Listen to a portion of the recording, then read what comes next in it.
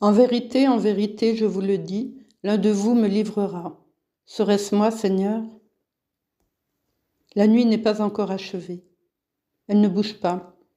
Pas un geste, pas un son. Elle sait, elle attend l'aube. Elle les attend. Qui viendra?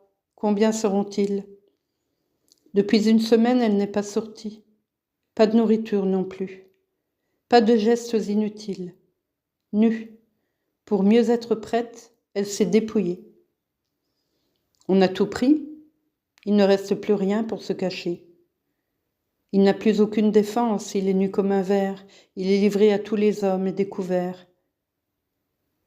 L'atelier entier bascule vers elle. Dès qu'ils entreront, elle sera happée par le vide, déséquilibrée à tout jamais. La nuit est claire, l'aube vient sans se presser. Un matin douceâtre, goutte à goutte, dans l'atelier, il n'y a plus qu'une figure, unique. Elle est terrifiée.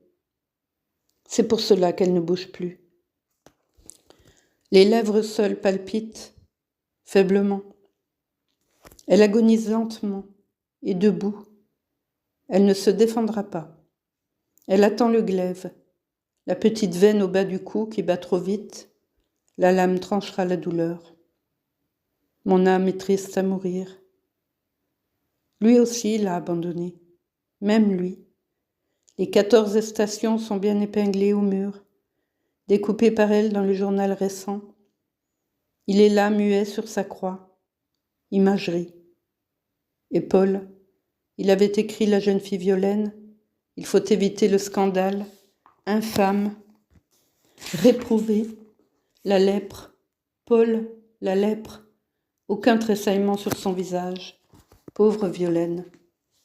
Ses yeux, un peu plus grands encore.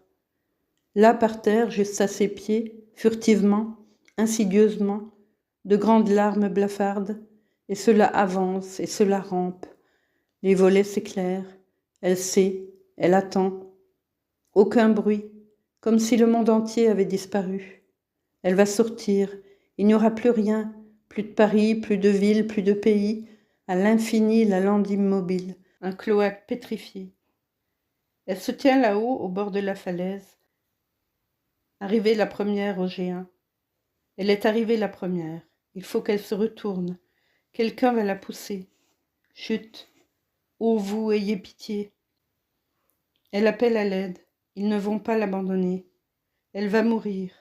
Cela fait si longtemps qu'ils l'ont oubliée là, si longtemps. Ils ont surgi bottés, casqués, la porte enfoncée. La meute en tas l'a prise à la gorge comme un cerf. La voici frappée, jetée à terre. Elle ne dit pas un mot. Une femme nue, ce n'est pas supportable. Elle se laisse emmener, sans mot dire, les ailes rognées, la camisole est usée. Dehors, l'ambulance attend. 10 mars 1913. Les 2 chevaux hennissent sous le fouet.